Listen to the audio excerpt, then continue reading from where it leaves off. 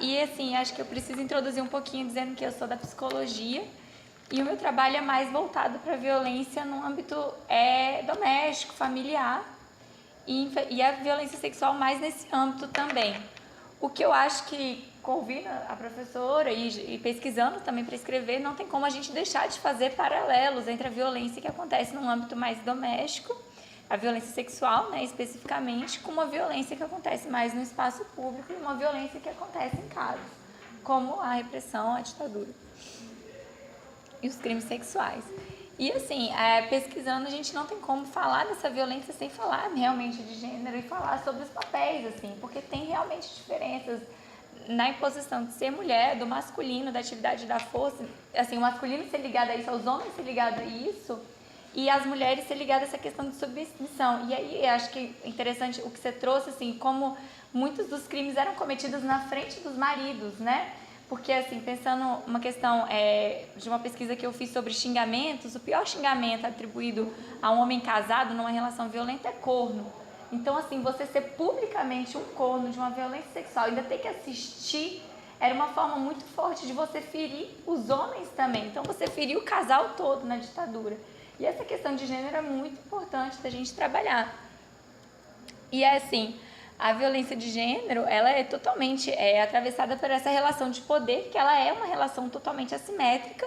Então, quando a gente pensa assim, é uma relação violenta, a gente não pode pensar que é uma relação violenta no qual os dois são violentos igualmente. Há, de fato, uma diferença de poder muito grande, né? E a violência é uma forma dos homens de controlar e de exercer esse poder e essa dominação. Então, muitas vezes, é uma forma até dos homens se sentirem empoderados, já que não são em outros contextos, se sentir empoderados, por exemplo, na relação em casa.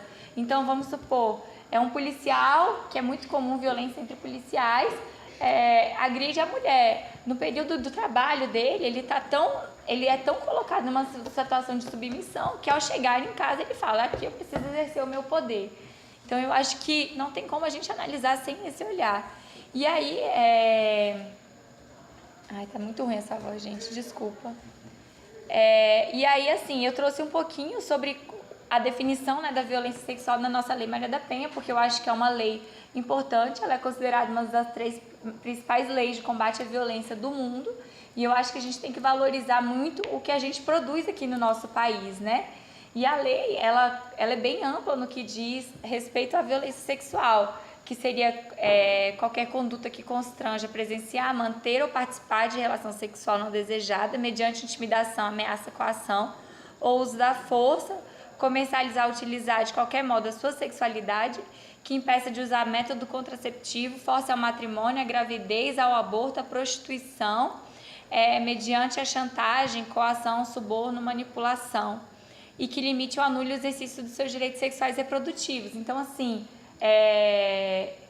também tem uma questão, assim, mais do que você até trouxe, assim, será que dar choque no peito é a mesma coisa? E existem outras questões que não é bem, que acho que talvez a gente possa fazer essa discussão sobre a palavra violência, por exemplo, forçar ao matrimônio e tal, que de fato é uma violência, mas assim, será que é a mesma coisa de que um estupro? Acho que essa discussão que você trouxe é muito legal da gente se refletir. Enfim, a violência sexual, como a gente sabe, ela pode ser perpetrada tanto por um homem no qual a mulher confia, como por desconhecidos em situações diversas. E aí eu acho que é importante ressaltar que ela torna com que a mulher não tenha um espaço onde ela seja segura, porque ela não é segura nem em casa e nem na rua. E aí, assim, a gente tem que questionar algumas frases que a gente vê baseadas no senso comum. Se tivesse em casa não teria acontecido. Isso mostra uma falta de conhecimento sobre os casos de violência contra a mulher, porque é muito comum que essa violência seja perpetrada pelos parceiros e companheiros, etc. E aí a gente tem que saber que a violência sexual não é um ato sexual em si, não é simplesmente o ato sexual, mas assim é um abuso do poder e um desejo de dominação. Então, assim, porque se fosse simplesmente pelo desejo sexual em si, poderia ser, a pessoa poderia fazer com uma pessoa numa relação consentida, né? Mas tem a questão da força física, da dominação, de colocar o outro numa situação de vulnerabilidade, de subordinação. E eu acho interessante a gente pensar nos dados da violência, porque são dados muito alarmantes, né? E, apesar deles serem alarmantes, eles são super subnotificados. Então, a gente tem dados astronômicos que não dizem respeito aos dados reais. Então, por exemplo, a OMS fez uma pesquisa em que 1 em cada 3 mulheres no mundo foi ou será vítima de violência física ou sexual. É muito alto. Se a gente olhar aqui nessa sala, várias mulheres poderiam estar incluídas nessa pesquisa. Mas é importante a gente notar que essa pesquisa também foi uma pesquisa mundial, então ela trabalha com uma média. Existem países que esses dados são muito maiores do que outros países. E aí, em relação aos registros de ligações do Ligue 180, nos 10 primeiros meses de 2015, teve um número de 3.064 relatos de violência sexual, nos 10 primeiros meses do ano passado, né? Então, assim, é um número baixo para o número que acontece, e aí a gente tem que pensar nas questões da invisibilidade, que vão muito, casam muito com o que a professora trouxe, no respeito, assim, por que demorou tanto para isso ser, e como é que é tão difícil a gente ter esses dados, né? E aí, uma das questões que a gente traz aqui, dessa questão dessa invisibilidade, dessa violência, é o próprio fato de que as mulheres muitas vezes de fato não reconhecem o que elas sofrem como violência. Então, assim, dentro do nosso contexto social, que de uma certa forma normatiza, minimiza, tolera e até promove alguns atos de violência sexual, é difícil muitas vezes você reconhecer o que você sofre como violência. E isso a gente vê nos discursos que a professora trouxe e nos discursos que a gente vê na sociedade, que as mulheres trazem. Então, por exemplo, uma violência muito comum e que é muito pouco reconhecida é o estupro no casamento. Em consultório, eu acho que eu quase não atendi nenhuma mulher que nunca tenha feito sexo sem vontade com o marido. E isso é uma violência que ela não é notificada, ela não é visibilizada, e as mulheres acham que é o dever social delas de estar tendo aquele tipo de relação. Então, e ela até assim, socialmente, existe até uma questão assim, você não vai fazer não, ele vai fazer com outra. Então, ela é incentivada pelos pares a ter relação não consentida. E isso, assim, é uma forma de não reconhecimento muito grave e de você passar por anos sofrendo estupros sem conseguir nomear aquilo que você viveu como estupro. O que é muito problemático.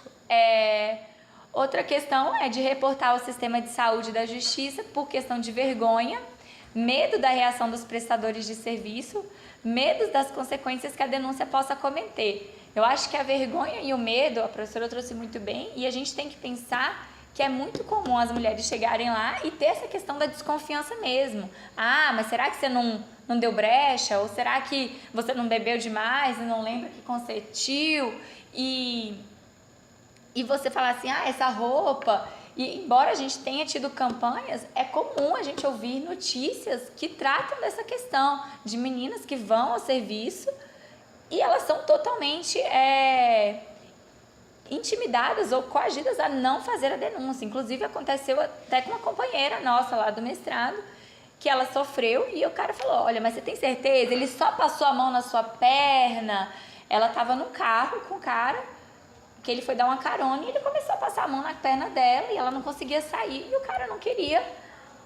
E o policial falou que ela meio que desistiu, porque era tanto empecilho na hora de fazer a denúncia que ela falou assim, parece que isso tudo vai se virar contra mim e eu não vou ter nenhum resultado.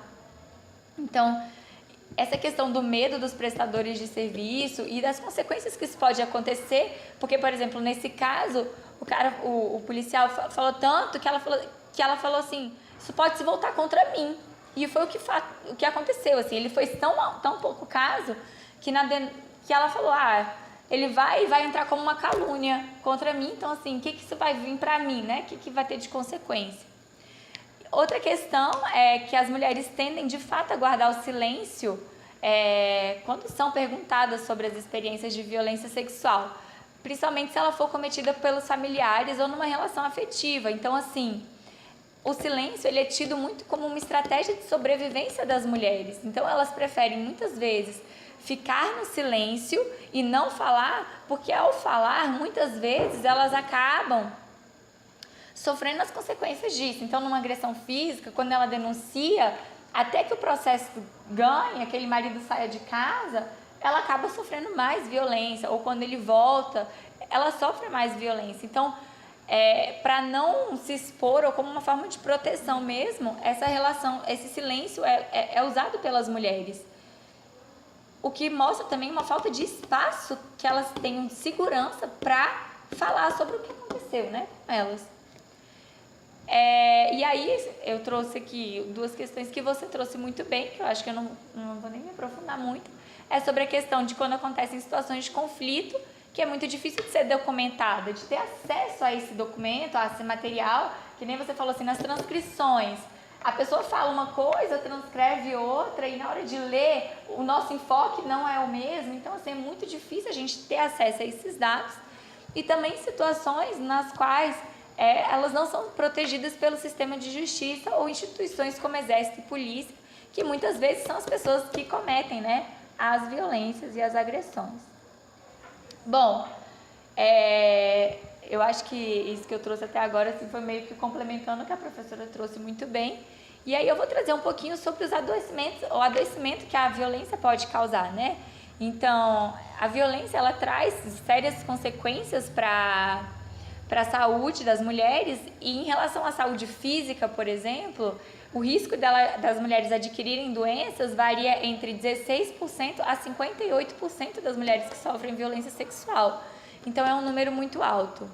O risco de adquirir HIV é entre 0,8 e 2,7, o que é maior do que todas as outras formas de relações sexuais possíveis.